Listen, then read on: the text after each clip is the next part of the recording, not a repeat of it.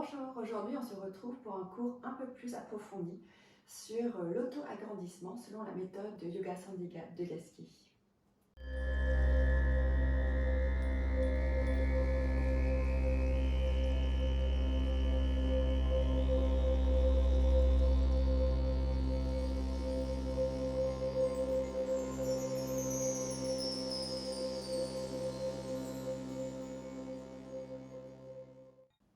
Donc, il y avait déjà une vidéo où je parlais un peu en gros des bases. Là, on va vraiment voir comment bien se positionner, que ce soit pour pratiquer le yoga ou pour toute activité sportive et pour la vie de tous les jours. Donc, l'idée vraiment de l'auto-agrandissement, c'est d'avoir toujours en fait au niveau de la ligne du bassin, la ligne des épaules, le maximum d'écart entre ces deux lignes. Ça, c'est vraiment l'idée de base à garder en tête. Et alors, pourquoi? Simplement, en fait, lorsqu'on va faire, par exemple, des crunchs en yoga, on va se plier, on va faire des mouvements sur le côté, pareil, on va plier de ce côté-ci ou de l'autre.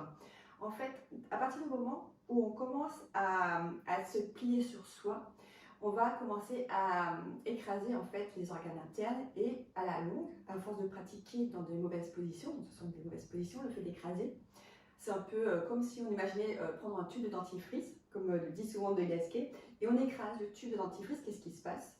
Eh bien, il y a tout le dentifrice qui ressort donc du tube de dentifrice. L'idée, c'est donc de rester en position, donc, avec toujours un maximum donc, de distance entre la ligne du bassin et la ligne des épaules, pour justement éviter d'écraser les organes internes qui vont à la longue donc, avoir, soit on peut avoir par exemple on peut avoir des affaissements d'organes, on peut avoir en fait beaucoup de choses qui vont se faire à la longue. Parce que lorsqu'on pratique sur le moment, on ne s'en rend pas spécialement compte, mais plus on va justement le faire encore et encore, et ça va créer à la longue donc, des problèmes de santé qui des fois ne peuvent intervenir qu'au bout de 20-30 ans par exemple. Donc c'est vraiment très important de prendre ça en compte le plus tôt possible pour justement éviter de créer des problèmes de santé plus tard. Voilà.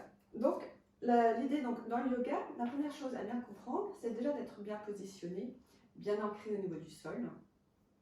Et on va commencer donc l'auto-agrandissement à partir donc, de la ligne des hanches, la ligne du bassin.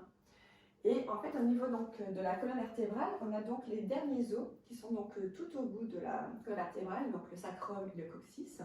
À savoir, ce sont plusieurs petites vertèbres, donc certaines sont en fait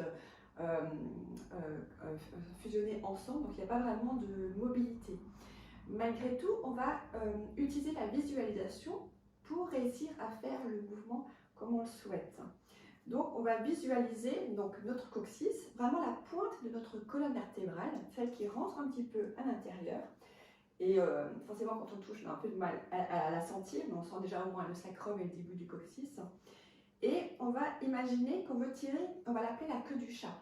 On va imaginer qu'on veut tirer cette queue du chat vers l'avant. Donc, lorsque je dis dans les cours de yoga tirer la queue du chat, ça veut dire, on imagine donc, on visualise le coccyx, sacrum et donc les derniers os, et on veut les tirer vers l'avant. C'est comme si notre main venait et tirait le coccyx donc vers l'avant.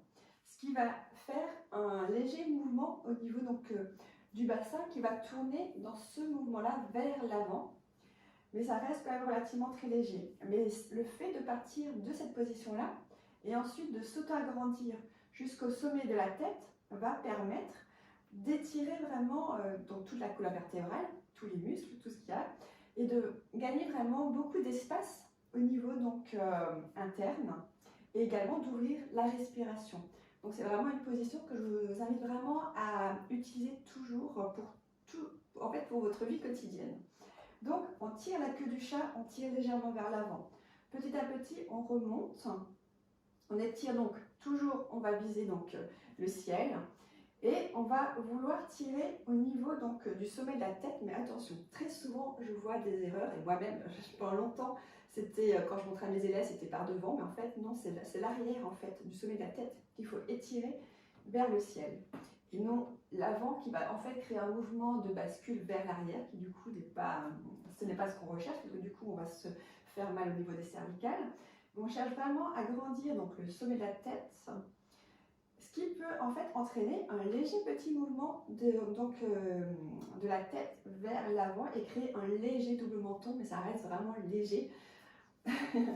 Voilà, donc auto-agrandissement. On part du coccyx, on remonte, on libère bien les épaules et on étire jusqu'au sommet de la tête vers le ciel. Alors bien sûr, on ne tire pas pour se faire mal, on ne doit pas sentir les muscles qui tirent à fond au risque de se blesser encore. Donc on va vraiment penser à le faire cela légèrement, mais on doit sentir qu'il y a effectivement un auto-agrandissement, qu'on gagne justement de l'espace, de l'ouverture au niveau, à partir du bassin, donc jusqu'aux épaules, et en étend bien les épaules. À savoir qu'on a tous une colonne vertébrale différente. Suivant aussi chaque pays, on a aussi des morphologies qui sont complètement différentes. Donc le but de l'auto-agrandissement n'est pas d'avoir une ligne droite. On cherche à respecter sa colonne vertébrale, on adapte à sa colonne vertébrale. Et ça, c'est vraiment un point très important. On ne force pas pour essayer d'avoir une colonne vertébrale droite, puisque de toute manière, ce n'est pas anatomique. Donc, on fait ça vraiment en douceur, en se respectant. L'idée est vraiment de bien ressentir ce qui se passe dans notre corps au moment où on fait l'auto-agrandissement, pour être bien à l'aise et sentir justement le fait de gagner justement de niveau de la mobilité et de l'espace. Voilà donc pour le premier point très important lorsqu'on pratique le yoga avec moi, c'est donc l'auto-agrandissement. C'est un terme que j'utilise très souvent dans les cours pour justement vous rappeler d'utiliser justement cette méthode pour vous auto-agrandir et pour justement prévenir toute blessure. Donc j'espère que cette vidéo vous a plu. N'hésitez pas à me poser vos questions dans les commentaires. Je vous souhaite de passer une très belle journée, de belles pratiques. Bisous, bye bye.